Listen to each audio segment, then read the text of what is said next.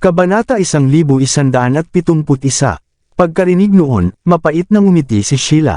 Hindi pa ako isang malalim na master. Nakikita ko lang ang mga bagay sa loob pero hindi ko makuha. Bakit hindi mo nalang kunin lahat?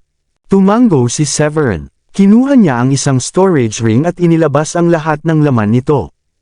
Hindi masama. May mahigit 20 second grade na spiritual herbs at mahigit 30 first grade na spiritual herbs. Sayang lang at wala siyang third grade. Pero mas mabuti na yun kaysa wala. Wow! Marami siyang spiritual stones. Ang attainment technique ay medyo karaniwan lang. Ang technique ay hindi rin ganoon kagaling, sabi ni Severin habang tinitingnan ng mga bagay. Hindi alam ni Sheila kung anong ekspresyon ang ipapakita dahil natatawa at nahihiya siya. Ang attainment technique at technique ay hindi naman masama. Sinasabi mo lang yun kasi mas marami kang alam na mas magagandang technique. Pagkatapos ng saglit, nagpatuloy siya. Pero pwede nating ibenta ang mga ito sa iba. O kaya ipagpalit sa spiritual herbs din. Nagkaroon ng ideya si Severin doon. Tinaasan niya ng hinlalaki si Sheila. Magandang ideya iyan. Siguradong may marketplace dito sa lungsod. Pwede nating ipagpalit ang mga bagay na hindi natin kailangan at sabay na rin tayong magtanong tungkol sa Gallas Hall. Isang bato, 2 ibon. Tama ka, pwede tayong magtanong-tanong. Tumango si Sheila at tiningnan si Severin na puno ng pananabik. Bilasan mo, hindi ako makapaghintay na makita kung ano ang nasa susunod na storage ring. Napatawa si Severin. Tingnan mo nga naman, sinabi ko na nga bang matako ka sa pera pero hindi ka pumayag. Ibinaling ni Sheila ang kanyang mga mata at sinabi, ang kulit mo. Normal lang naman iyon. Hindi mo ba sinabi sa akin na maraming tao ang pumapatay sa iba o kahit sa kaibigan o kapatid nila dahil gusto nilang kunin ang kayamanan para sa kanilang sarili? Sila ang mga tunay na sakam sa kayamanan. Hindi ako. Biglang may naisip si Sheila at nagtanong, Oy, kung makakita ako ng napakabihirang kayamanan, may isip mo bang patayin ako at kunin iyon para sa sarili mo? Natahimik si Severin. Ano bang iniisip mo? Sa tingin mo ba ganoon akong tao? Bukod pa roon, kailangan mo munang makita kung ang kayamanan ay para sa lalaki o babae. Hindi ko kailanman kukunin iyon sa iyo kung dumating man ang araw na iyon. Maganda nga kung makakahanap ka ng kayamanang makakatulong sa iyong attainment. Gusto ko rin namang lumakas ka. Pagkarinig noon, sobrang natuwa si Sheila. Ngumiti siya. Siyempre, naniniwala ako sa iyo. Huwag ka ring mag-alala, hindi ko rin kukunin ang kayamanan mula sa iyo. Oy, mukhang alchemist din ang lalaking ito. Ang dami niyang spiritual herbs sa kanyang storage rings. Siguro mahigit sa 100. At lahat iyon ay mga sangkap na kailangan ko. Nang ilabas ni Severin ang mga bagay mula sa ikalawang storage ring, masaya siyang napasigaw. Haha, sulit talaga ang pagpatay sa lahat ng mga taong ito. Sa tingin mo ba ang mga laman ng mga bote ay mga alchemical pills? Tingnan mo, may mga alchemical recipes din. Sabi ni Sheila matapos suriin ang mga bagay. Oo, mga alchemical recipes nga ang mga ito. Patanjin nga. Ipinasa ni Sheila ang mga alchemical recipes sa kanya. Tiningnan niya at sinabi, mga first grade low rank, medium rank, at high rank alchemical recipes ang lahat ng ito. Mukhang hindi ganoon kataas ang antas ng alchemy ng lalaking ito. Pero magaganda pa rin ang mga recipe na ito at wala pa sa mga libro ko. Ibig sabihin, mayroon pang mas marami. Samantala, kinuha ni Sheila ang 4 na porselanang bote at sinabi, tignan natin kung anong klaseng alchemical pills ang mga ito. Binuksan niya ang unang bote at inamoy ito. Oo, totoong ang alchemical pills ito. Mabango. Pagkatapos noon, sumilip siya sa loob. 5 lang ang laman ng boteng ito. Hindi ko alam kung anong klaseng alchemical pills ito pero sigurado akong first grade low rank alchemical pills ito. Labis na nasiyahan si Severin sa ginawa ni Sheila kaya paulit-ulit siyang tumango. Pagkatapos noon, binuksan ni Sheila ang pangalawang bote. Katulad ng dati, inamoy niya muna bago sumilip sa loob. Ayos ito. Mahigit 10 pills ang laman ng boteng ito at mga first grade medium rank alchemical pills ang mga ito. Pagkatapos noon, isinara niya ang bote at binuksan ang pangatlo. Pagkatapos amuyin, sumilip siya sa loob. First grade high rank alchemical pills.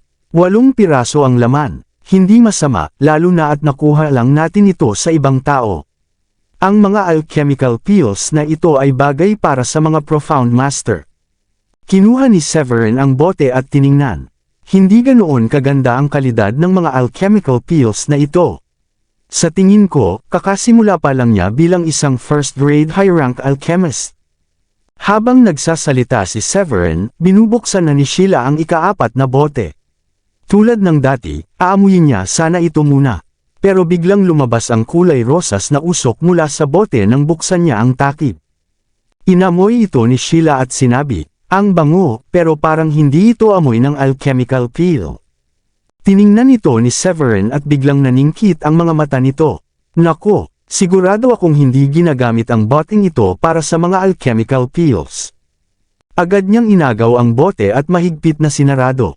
Ano, kung walang alchemical pills sa loob, ano ang gas na iyon? Natatakot na tiningnan siya ni Sheila. Nagsimulang maglaro ang kanyang imahinasyon at namutla ang mukha niya. Nako, lason ba iyon? Mamamatay ba ako? Anong gagawin ko? Nalason ba ako? Oy, isa kang miracle doctor. Bilasan mo at suriin mo ako. Hinawakan ni Severin ang kamay ni Sheila at tiningnan ang kanyang pulso. Pagkatapos noon, umiling siya. Mukhang walang lason sa katawan mo. Hindi yun nakalalasan. Tinanong niya, kumusta ang pakiramdam mo ngayon? May nararamdaman ka bang kakaiba? Hinawakan ni Sheila ang kanyang mukha at tiningnan si Severin. Parang umiinit ang katawan ko. Gusto kong maghubad. Unti-unting lumabo ang kanyang mga mata at tila nawawala siya sa sarili, kakaiba rin ang ekspresyon niya. Sheila, sa tingin ko manyak ang lalaking ito. Sabi ni Severin nang makita ang kalagayan ni Sheila. Pagkatapos noon, binuhat niya si Sheila at dinala sa kama. Kinabukasan, nagising si Sheila na pagod na pagod. Sobrang sakit ng katawan niya kaya hirap siyang gumalaw. Pagdilat ng kanyang mga mata, biglang bumalik sa isip niya ang mga nangyari kagabi. Tiningnan niya si Severin ng masama. Ang sama mo, isa kang miracle doctor. Hindi ako naniniwalang wala kang ibang paraan para tulungan ako. Ngumiti si Severin ng maliwanag. Asawa kita kaya bakit pa ako gagamit ng ibang paraan para tulungan ka? Gustong-gusto ko pa nga kung gaano ka ka-sexy at kung paano ikaw pa ang naging masigla kagabi. Namula si Sheila at binigyan si Severin ng matalim na tingin. Umalis ka nga, ang dami mong palusot. Oy, Sheila, sa tingin ko maganda naman talaga ang laman ng bote. Wala rin namang masamang epekto. Bakit hindi natin subukan ulit mamayang gabi? Tanong ni Severin na may masamang ngiti. Natakot si Sheila kaya agad siyang lumayo kay Severin. Hindi, sobrang pagod na ako at ayokong subukan ulit. Bakit hindi mo nalang dalhin yun at subukan kay Diane? Sharing is caring, kaya dapat ibahagi ko rin ang magandang bagay na ito sa kanya. Haha, ang tuso mo talaga, pero baka patayin niya ako. Tawa ni Severin ng malakas. Kahit ganoon ang sinabi niya, mukhang interesado pa rin siyang subukan iyon kay Diane. Si Diane kasi ay laging mahiyain pagdating sa ganitong bagay, kaya nagtataka siya kung ano ang magiging reaksyon nito kapag sinubukan iyon. Oh, may mga storage ring pa tayong hindi nabubuksan. Bilasan mo, gusto kong makita kung ano pa ang laman ng mga iyon. Noong una ay inaantok pa si Sheila, pero nang maisip niya ang mga natitirang storage ring, biglang nawala ang antok niya at naging masigla siya. Tumango si Severin. Oo, may ilan pa tayong hindi nabubuksan. Pagkatapos noon, pinaalalahanan niya si Sheila. Buti na lang nandito ako kagabi. Kung nasa labas ka at may masasamang tao sa paligid, baka napahamak ka. Sumimangot si Sheila at nalungkot. Akala ko kasi alchemical pills ang laman ng bote. Hindi ko naisip na delikadong sangkap pala iyon.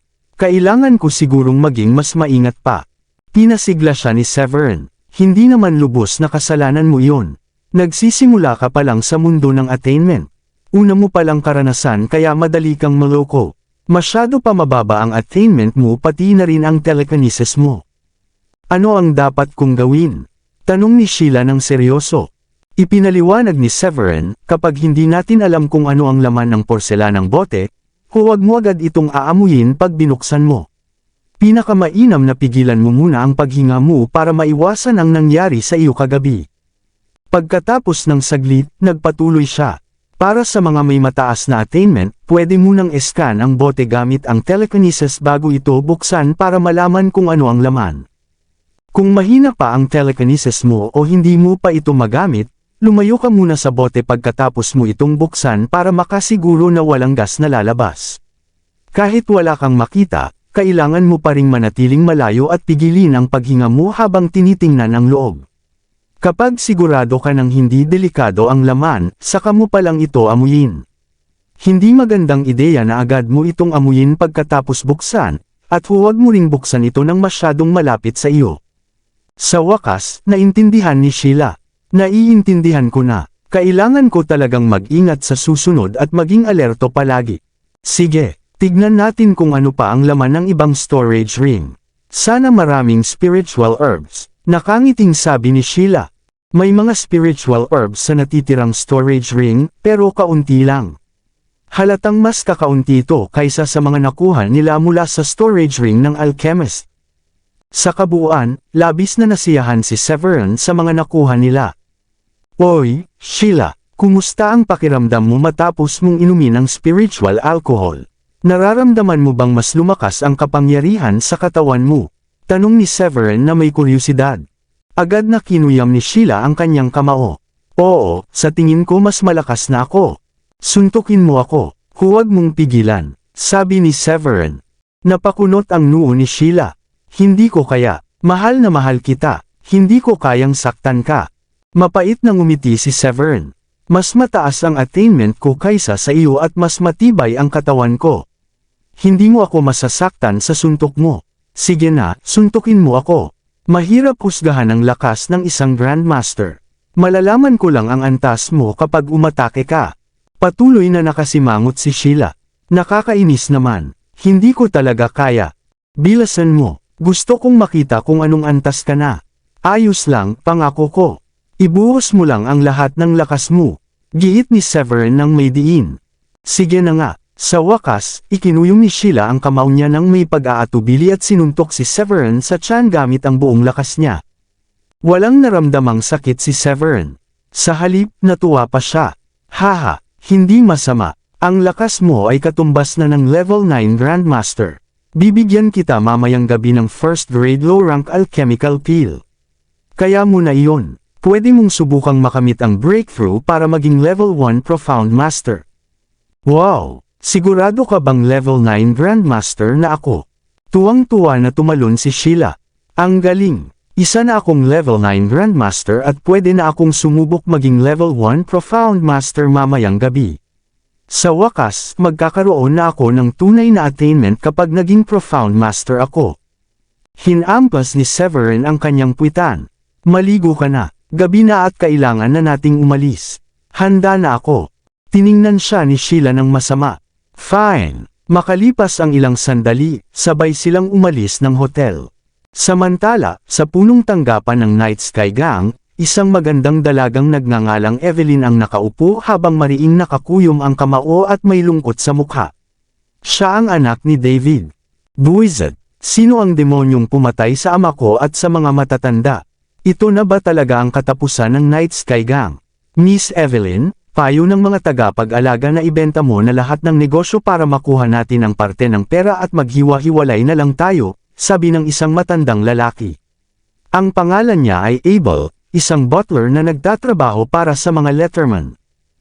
Maraming salamat sa lahat ng sumusubaybay. Please subscribe and follow my YouTube and Facebook channel, Filipino Novel. Maraming salamat po. Kabanata 1175. Mapait na ngumiti si Evelyn. Mr. Abel, maaari mong kalkulahin ang sahod ng mga tauhan at paalisan na sila. Ibebenta ko ang mga negosyo. Pagkatapos noon, ang pera ay ibibigay base sa naging ambag ng bawat isa sa grupo. Namula ang kanyang mga mata. Nang maalala niya ang pagkamatay ng kanyang ama, hindi niya napigil ang higpitan ang pagkakakuyom ng kanyang kamao. Oo, Miss Evelyn. Tumango si Abel at umalis. Ama, napakaraming pagsisikap ang ginugol mo para itayo ang grupong ito. Pero ngayon, winasak lang ito ng taong iyon. Ano ang dapat kong gawin para makaganti? Nangangako ako na ako mismo ang papatay sa taong iyon. Tumangala siya sa langit at muling kinuyam ng mahigpit ang kamao. Biglang pumasok ang isang lalaking nasa gitnang edad na nagngangalang Leon Mock kasama ang ilang tao. Tiningnan siya ni Evelyn at napangisi. Si Leon ang alkalde ng Nine Dragon City. Kasing edad siya halos ng ama ni Evelyn at may mukha siyang kahawig ng unggoy. Matagal na niyang gusto si Evelyn at gustong pakasalan o gawing kabit ito. Pero tinanggihan siya ni Evelyn at labis na kinamuhian, kaya't nagbanta pa itong magpapakamatay kung pipilitin siya ni Leon na magpakasal. Dahil doon, hindi alam ni Leon kung ano ang gagawin dito. Evelyn, narinig kong may pumatay sa iyong ama kahapon. Nakikiramay ako sa iyong pagkawala. Bumantong hininga si Leon at nagkunwaring malungkot. Malamig siyang tinitigan ni Evelyn at mahina ang boses na nagsalita, "Mr. Leon, bakit ka nandito? Kung wala kang mahalagang sadya, umalis ka na." Abala ako. Kumaway si Leon bilang senyales sa kanyang mga tauhan na lumabas muna at hintayin siya. Nang silang dalawa na lang ang naiwan, nanlamig ang kanyang ngiti at nagsalita. "Evelyn, tayong dalawa lang naman ang narito. Aaminin ko na, kung papayag kang magpakasal sa akin, tutulungan kitang maghiganti." Napakunot ang noo ni Evelyn at nag-alinlangan. Natuwa si Leon sa nakita niyang reaksyon.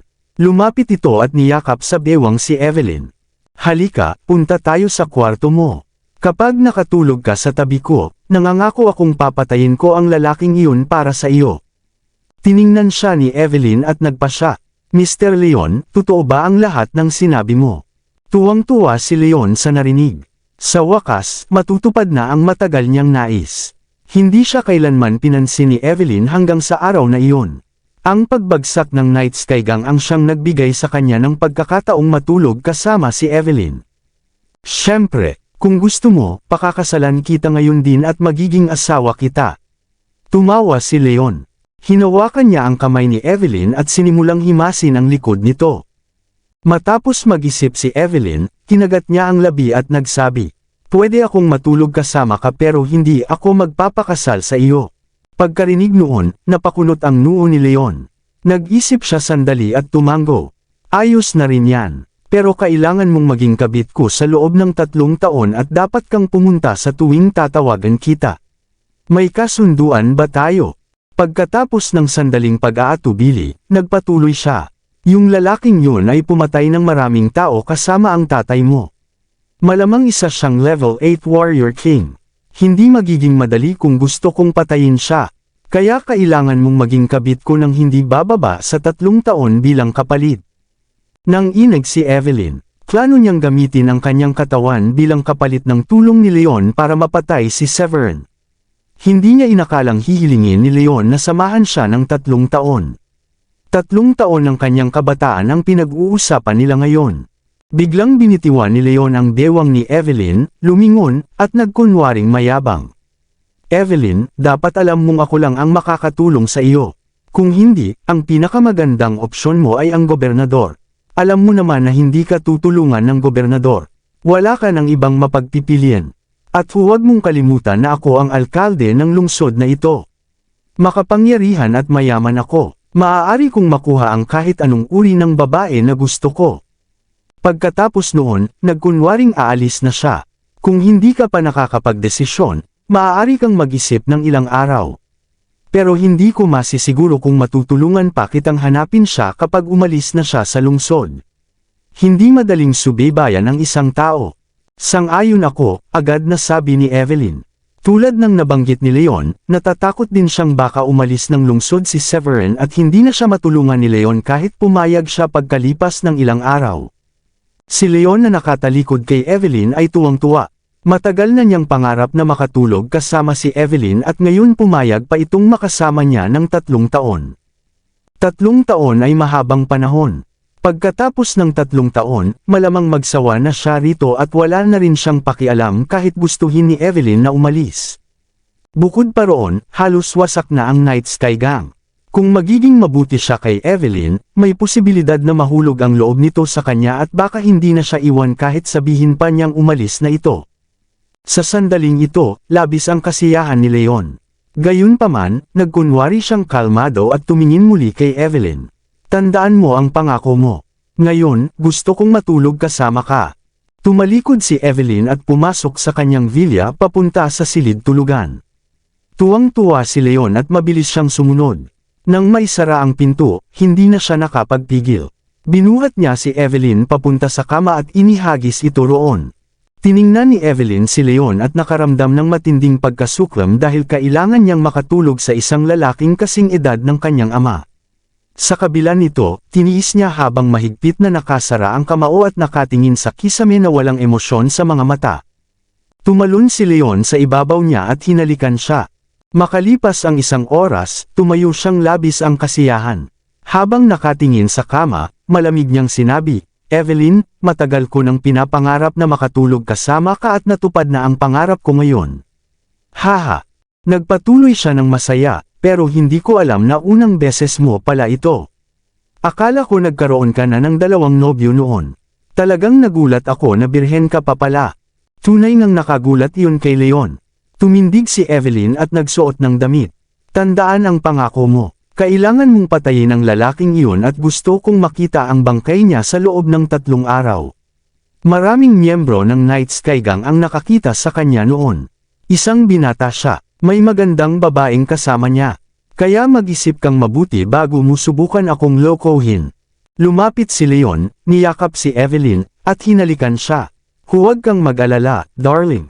Ipapadala ko ang mga tao ko para imbestigahan ito mamaya. Maraming surveillance camera sa lugar na iyon. Hahanapin ko ang lalaki at ang babae at gagawin ko ang paghihiganti mo. Pagkatapos noon, nag-isip siya sandali at nagtanong, "Oh, narinig ko mula sa tao ko na ang pumatay sa tatay mo ay siya nga. Ano ang gusto mong gawin sa kasama niyang babae? Patayin din ba natin siya?" Mahigpit na nagkumpas ng kamao si Evelyn at nagsabi, "Kung mahuhuli ninyo ang lalaki ng buhay, gusto kong putulin ang kanyang Achilles tendon at ang litid sa kanyang palso. Gusto ko siyang lumuhad sa harap ko araw-araw at magsisi sa ginawa niya. Ayaw kong mamatay siya ng madali. Gawin mo kung ano ang gusto mo sa babaeng iyon." Ngumiti si Leon. "Sige, gagawin ko iyan. Maghintay ka na lang sa magandang balita ko. At tungkol sa babaeng iyon, hindi ko siya papalampasan. Kapag dumating na ang oras, papatayin ko rin siya." Samantala, dumating sina Severin at Sheila sa isang plaza sa sentro ng lungsod. Maraming tao ang nagbukas na ng kanilang mga paninda at inilatag ang mga bagay na ayaw na nila para ibenta o ipagpalit sa iba pang items. Nakita rin ni Severin ang isang bakanteng lugar para ilagay ang lahat ng attainment techniques, at mga sandata na nakuha niya mula sa storage rings. Sa gilid, naglagay siya ng karatula na nagsasabing handa siyang ipagpalit ang kanyang mga item sa spiritual herbs. Mas gusto niya yung mga spiritual herbs na angkop gawing alchemical pills. Dahil marami siyang ipinakitang kayamanan, maraming tao ang nakapansin at nagtipon-tipon. Sa loob ng ilang sandali, nakapamili na siya. "Hehe, ang sagana ng negosyo namin," sinabi ni Sheila at ngumiti. Pero wala sa kanila ang may alam tungkol sa Gales Hall. Bigla, may isang babae na naka-purple na damit ang lumapit. Lumingon-lingon siya at nakita ang isang teknik. Isang sky grade medium rank technique. Ang ganda nito. Mabuti ang bagay na ito. Seryoso ka bang ibinebenta ito? Normal na hindi ipinagbibili ang teknik. Ngumiti ng bahagya si Severin. "Wala na itong silbi sa akin kaya ibebenta ko na lang." "Tiyak na malaki ang kailangan nitong spiritual herbs para dito," sabi ng babae sa purple dress at kumunat ang noo. "Siyempre, medyo mahal nga." Tumawa si Sheila at inabot ang kanyang mga kamay. "Hindi bababa sa 50 second grade high rank spiritual herbs. Iyon ang pinakamababa na matatanggap namin." "Mura na iyon," sabi ng babae sa purple dress at napangiti ng may pagkaaniya. "Pero wala akong kakayahang magpalit ng ganoong dami ng second grade high rank na spiritual herbs." Bago siya aalis, huling tiningnan pa niya ang technique book. "Kung wala kayo ng ganoong dami, tumatanggap din kami ng second grade medium rank na spiritual herbs. Tinitrato namin na 2 second grade medium rank spiritual herbs ay katumbas ng isang second grade high rank spiritual herb. Kung ang second rank low rank spiritual herb ay pwedeng gawing alchemical pills, ituturing ko na rin ito bilang high rank spiritual herb." "Ano sa palagay mo?" inalok ni Sheila. Ngumiti ng bahagya ang babae sa purple dress na may pagkahiya. "Pasensya na, Pero talagang mahirap po ako. Kung ganoon, ano ang ginagawa mo dito? Bumalik na lang kayo sa bahay. Tugon ni Sheila. Biglang may isang lalaking mukhang mayamang binata ang lumapit. May ilan siyang kasamang mga lalaki na may hawak na espada. Tiningnan siya ng babaeng nakasuot ng purple na damit. Kahit galit siya, hindi siya naglakas loob na sumagot at naghanda na lang umalis. Haha, tignan nyo, ganito ang itsura ng isang mahina. Ni hindi man lang siya makatingin sa akin. Tawang sabi ng lalaki. Biglang nagsalita si Sheila, Hoy, kung wala kang sapat na spiritual herbs para makipagpalit, ibibigay ko na lang sa iyo ang technique book na ito ng libre kung makakapagbigay ka sa amin ng kahit anong impormasyon tungkol sa Gales Hall.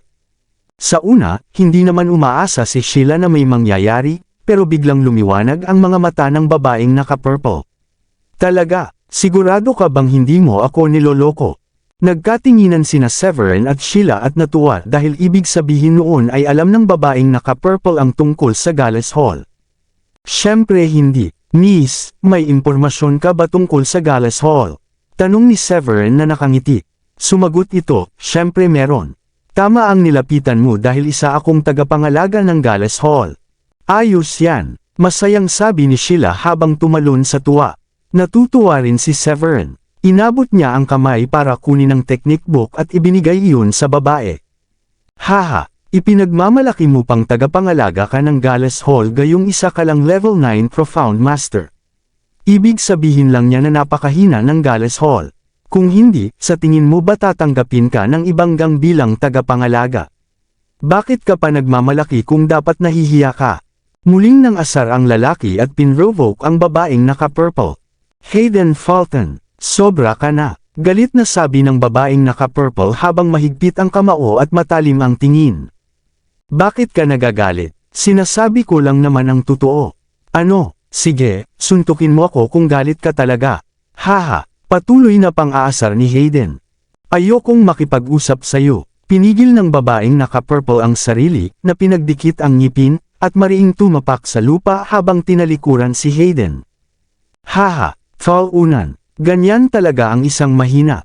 Muling tumawa ng malakas si Hayden, at ngayon pati ang mga kasamahan niya ay natawa rin. Hindi na nakatiis si Sheila at pabulong na nagsabi, ang bastos mo talaga. Buwisit ka, ano raw ang sinabi mo? Kahit mahina lang ang boses ni Sheila, narinig pa rin iyon ni Hayden. Galit na galit siyang tumingin kay Sheila na may masamang tingin sa mukha. Tama siya, isa kang bastos, lalo na yang mukha mo. Naiinis akong tignan ka, gusto kitang sampalan. Sa sandaling iyon, isang hakbang ang ginawa ni Severin pasulong at pinrotektahan si Sheila. Sino ka ba sa tingin mo? Anong karapatan mong kausapin ako sa ganyang tono? Alam mo ba kung sino ako? Galit na sigaw ni Hayden kay Severin. Para bang sinampal siya ng ilang beses sa mukha sa sinabi ni Severin. Ang ingay mo, hindi na nakapagpigil si Severin. Sa isang iglap ay lumitaw siya sa harap ni Hayden at sinampal ito ng hindi inaasahan. Bumuga ng dugo si Hayden at lumipad ang dalawang ngipin niya. Buwisit ka, paanong nagawa mong saktan ako? Nagalit si Hayden habang mahigpit ang kamao at mabilis na sumugod na parang cheetah para suntukin si Severin. Gago, singhal ni Severin at gumanti rin ng suntok. Sa isang segundo lang, lumipad na naman si Hayden. Sa pagkakataong ito, nabali ang braso niya. Aray, ang braso ko, ang braso ko. Daing niya habang hawak ang nabaling kanang braso gamit ang kaliwa. Ginoong Hayden, takot na takot ang mga kasamahan niya. Si Hayden ay tagapangalaga ng kanilang gang at isang level 2 warrior king.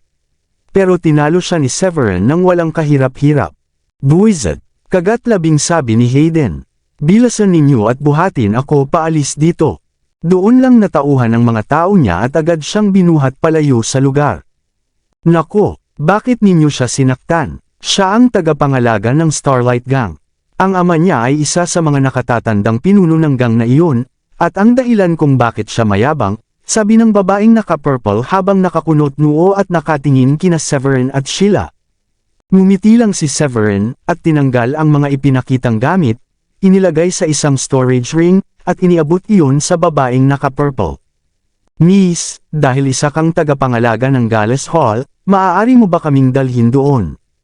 Napakunot ang noo ng babaeng naka-purple at tila nag-alinlangan.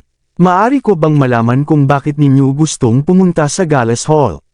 Napakahalaga ng mga ito, hindi ko pwedeng tanggapin, at hindi ko rin alam kung bakit ninyo hinahanap ang Gales Hall.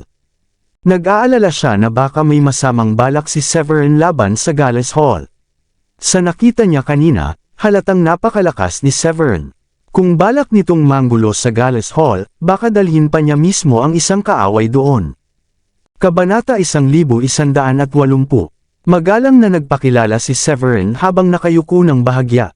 Ako si Severin Foylet, siya naman si Sheila Ballard. Iniisip naming sumali sa Gales Hall dahil narinig naming maganda raw doon. Sa loob ng ilang minuto, patuloy niyang pinuri ang Gales Hall dahil gusto niyang makakuha ng higit pang impormasyon bago niya ibunyag ang tunay niyang pagkakakilanlan.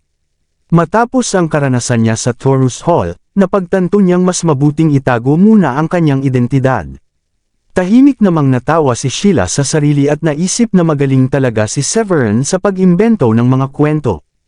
Gayunpaman, hindi pa rin naglakas loob ang babaeng naka-purple na tanggapin ang storage ring.